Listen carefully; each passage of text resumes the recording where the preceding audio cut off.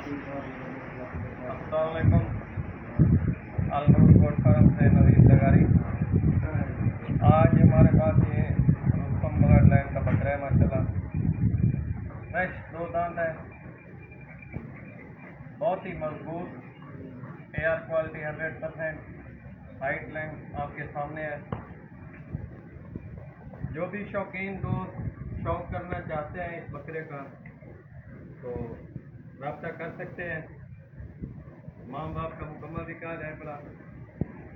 काले डब्बे में मजबूत जो है माशाल्लाह।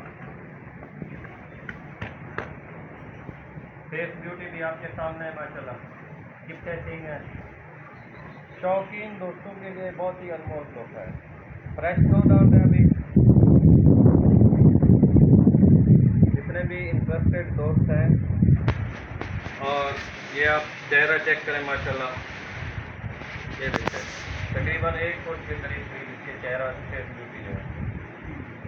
जालत ये चीज़ है। जितने भी शौकीन दोस्त हों, जो भी दोस्त इस चीज़ का शौक़ करना चाहते हैं, शौक़ के हिसाब से मिलेगी।